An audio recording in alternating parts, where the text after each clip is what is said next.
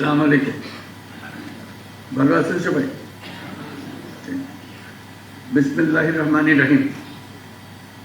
উপস্থিত সম্মানিত খেতাবপ্রাপ্ত বীর মুক্তিযোদ্ধা ও তাদের উত্তরাধিকারীগণ, মুক্তিযুদ্ধ বিষয়ক মন্ত্রণালয়ের উপদেষ্টা, জাতীয় নিরাপত্তা উপদেষ্টা, সেনা, নৌ ও বিমান বাহিনী প্রধানগণ, ঊর্ধ্বতন সামরিক ও অসামরিক কর্মকর্তাবৃন্দ এবং উপস্থিত সুধীমণ্ডলী, আসসালামু আলাইকুম।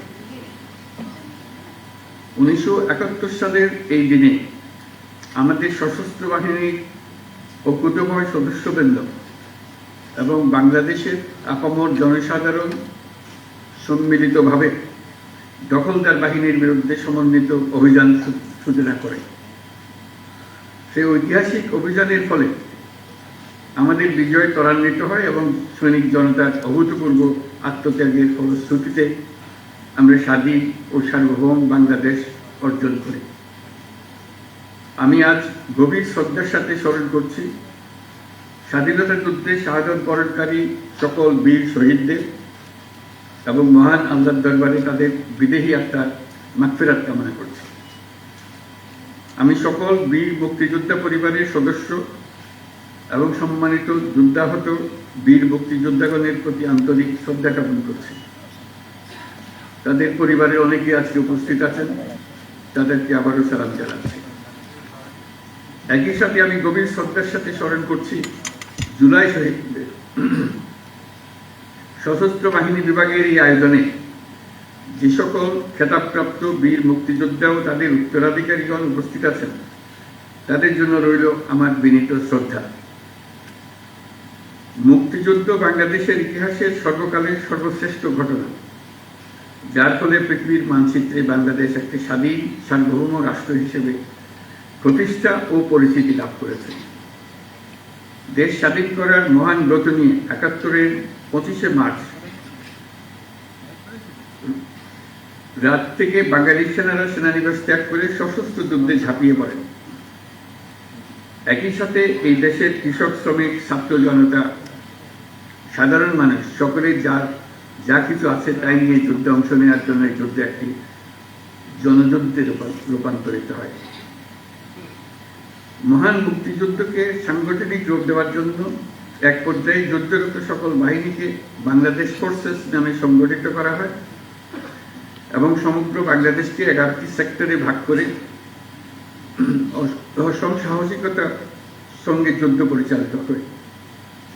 তৎকালীন পাকিস্তান নৌবাহিনীতে কর্মরত বাংলাদেশি সাবমেরিনার ও নাবিকদের সমন্বয়ে গড়ে ওঠা মুক্তিযুদ্ধের নৌ কমান্ডো দল অপারেশন জ্যাকপট নামে দুঃসাহসী আক্রমণ পরিচালনা করে বিভিন্ন নদী বন্দরে খাদ্য রসদ বোঝাই শত্রু জাহাজ ডুবিয়ে দেয় এবং বিমান বাহিনীর সদস্যদের নিয়ে গঠিত কিলো ফ্লাইট চট্টগ্রাম ও নারায়ণগঞ্জের জ্বালানি ডিপো সহ বিভিন্ন গুরুত্বপূর্ণ স্থাপনায় সফল আক্রমণ পরিচালনা করে।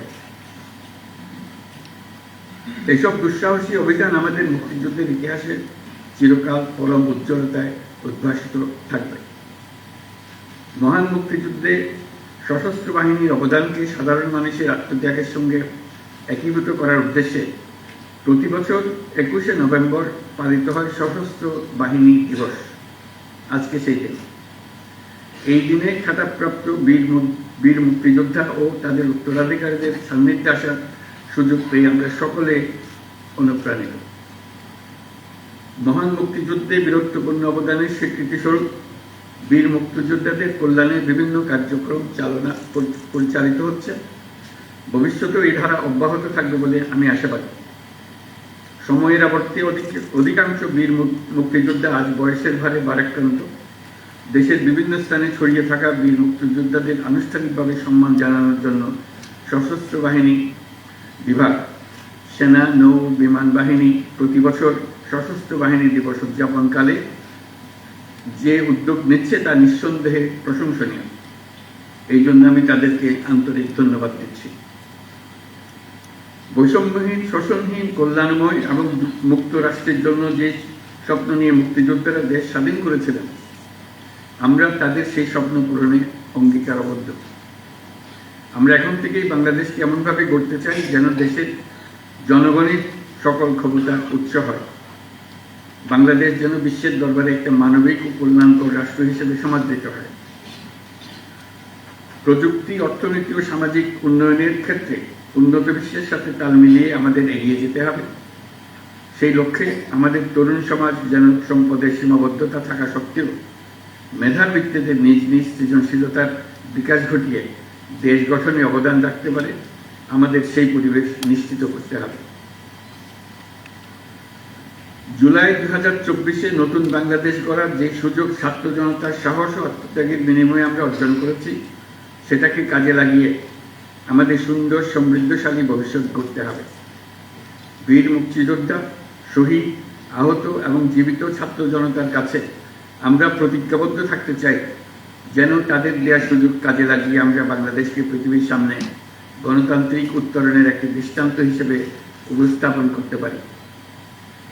আজকের এই দিনে খেতাবপ্রাপ্ত মুক্তিযোদ্ধা এবং তাদের উত্তরাধিকারীদের সম্মাননা প্রদানের সুযোগ তৈরি করে দেওয়ার জন্য আমি সশস্ত্র বাহিনী বিভাগ সহ সকল সংশ্লিষ্টকে আন্তরিক ধন্যবাদ জানাচ্ছি।